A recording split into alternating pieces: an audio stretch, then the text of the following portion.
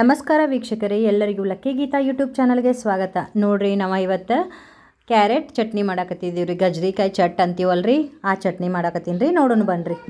ನೋಡ್ರಿ, ಇವತ್ತು ನಾವು ಗಜ್ರಿ ಚಟ್ನಿ ಮಾಡಾಕತ್ತಿದ್ದೀವಿ. ಇದಕ್ಕೆ ಬೇಕಾಗಿರೋ ಸಾಮಗ್ರಿಗಳು ಏನಂತ ನೋಡೋಣ ಬನ್ನಿರಿ. ಮೊದಲಿಗೆ ನಾ 2 ಗಜ್ರಿನ ಹೂಳಿಟ್ಕೊಂಡಿದ್ದೀನಿ.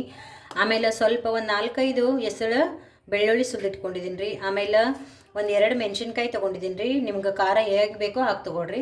ಆಮೇಲೆ ಸ್ವಲ್ಪ ಕೊತ್ತಂಬರಿ, ಆಮೇಲೆ ಸ್ವಲ್ಪ ಜೀರಿಗೆ ತೊಗೊಂಡಿದ್ದೀನಿ ರೀ.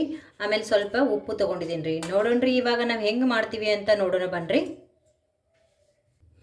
ಈಗ ನೋಡ್ರಿ, ನಾವು ಇದನ್ನು ಕ್ಯಾರೆಟ್ ಚಟ್ನಿನ ಮಿಕ್ಸರ್ ಒಳಗೆ ಮಾಡ್ಕೊಳಕತ್ತಿದ್ದೀವಿ ರೀ. ಹಾಗಾಗಿ ಈಗ ನಮ್ಗೆ ಇನ್ಸ್ಟಂಟ್ ಮಾಡೋದದ ರೀ. ಅದಕ್ಕೆ ನಾವು ಬೇಗ ಮಾಡೋ ಸಲುವಾಗಿ ಮಿಕ್ಸರ್ಗೆ ಹಾಕ್ಕೊಳಕತ್ತಿದ್ದೀವಿ. ಇದನ್ನು ಕಲ್ಲಲ್ಲೂ ಕುಟ್ಕೋಬೋದು ರೀ. ನಿಮ್ಗೆ ಇಷ್ಟ ಹೆಂಗೆ ಬರುತ್ತೋ ಹಂಗೆ ಮಾಡ್ಕೋಬೋದು ರೀ. ಬಟ್ ನಾನು ಇವತ್ತು ಮಿಕ್ಸರ್ಗೆ ಹಾಕತ್ತೀನಿ ರೀ.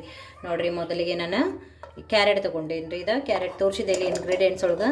ಇದನ್ನು ಹಾಕ್ಕೊಂಡು ಬಿಡೋಣ ರೀ. ಆಮೇಲೆ ಒಂದು 2 ಮೆಣಸಿನ್ಕಾಯಿ ಹಾಕ್ಕೊಳ್ಳೋಣ ರೀ. ಈಗ ಇದನ್ನು ಬೆಳ್ಳುಳ್ಳಿ ಹಾಕ್ಕೊಂಡ್ರಿ. ಒಂದು ಅರ್ಧ ಟೇಬಲ್ ಸ್ಪೂನ ಜೀರಿಗೆ ಹಾಕ್ಕೊಂಡ್ರಿ. ನೋಡ್ರಿ, ರುಚಿಗೆ ತಕ್ಕಷ್ಟು ಉಪ್ಪು ಹಾಕ್ಕೊಳ್ರಿ. ನೀವು ಏಕ್ದಮ್ ಹಾಕ್ಕೊಂಡು ಬಿಡಕ್ಕೆ ಹೋಗ್ಬೇಡ್ರಿ, ಮತ್ತು ಆಮೇಲೆ ಬೇಕಾದ್ರೆ ಹಾಕ್ಕೊಳ್ಬೋದು ರೀ. ಈಗ ಇದನ್ನು ನಾವು ಮಿಕ್ಸಿಗೆ ಸ್ವಲ್ಪ ಮಿಕ್ಸರ್ ಮಾಡ್ಕೊಂಡು ಬರೋಣ ರೀ.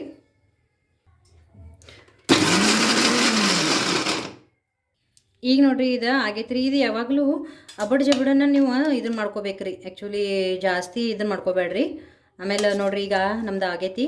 ಇದಕ್ಕೆ ನಾನು ಸ್ವಲ್ಪ ಕೊತ್ತಂಬರಿ ಹಾಕೊಂಡ್ಬಿಡ್ತೀನಿ ರೀ. ಈಗ ಕೊತ್ತಂಬರಿ ಹಾಕ್ಕೊಂಡು ಇನ್ನೊಂದು ರೌಂಡ್ ನಾವು ಮಿಕ್ಸರ್ ಹಾಕೊಂಡ್ಬರೋಣ ರೀ.